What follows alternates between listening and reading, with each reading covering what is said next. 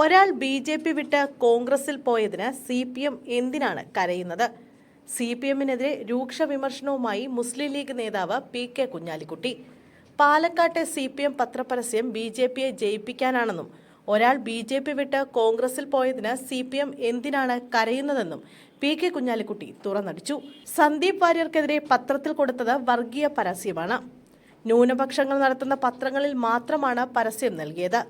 ന്യൂനപക്ഷ വോട്ടുകൾ ഭിന്നിപ്പിച്ച് ബി.ജെ.പിയെ സഹായിക്കാൻ കഴിയുമോ എന്ന് CPM ശ്രമിക്കുകയാണ്.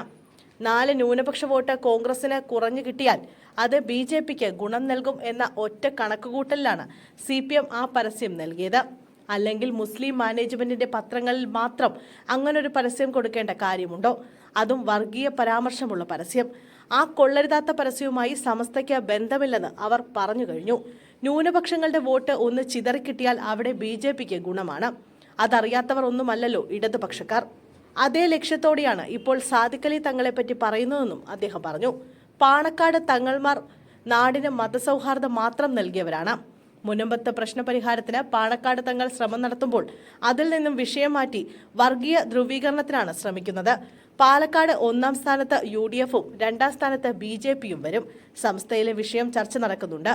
പത്രത്തിൽ വന്ന പരസ്യത്തെ സമസ്ത തന്നെ തള്ളിപ്പറഞ്ഞു. പിന്നെ ആ പരസ്യത്തിന് എന്ത് വിലയെന്നും P.K. കുഞ്ഞാലിക്കുട്ടി ചോദിച്ചു. സാമുദായിക ധ്രുവീകരണത്തിന് നീക്കം നടക്കുമ്പോൾ എന്ത് വിമർശനമുണ്ടായാലും സാദിഖ് അലി ശിഹാബ് തങ്ങൾ ശക്തമായി മുന്നോട്ടു പോകും. മുനമ്പം ഒത്തുതീർപ്പ് ചർച്ചയ്ക്ക് തെരഞ്ഞെടുപ്പുമായി ബന്ധമില്ല. സർക്കാർ ഉത്തരവ് ആവശ്യമുണ്ട്. അതുണ്ടായാൽ ഒറ്റ ദിവസം കൊണ്ട് വിഷയം പരിഹരിക്കാവുന്നതേ ഉള്ളൂവെന്നും P.K. കുഞ്ഞാലിക്കുട്ടി പറഞ്ഞു.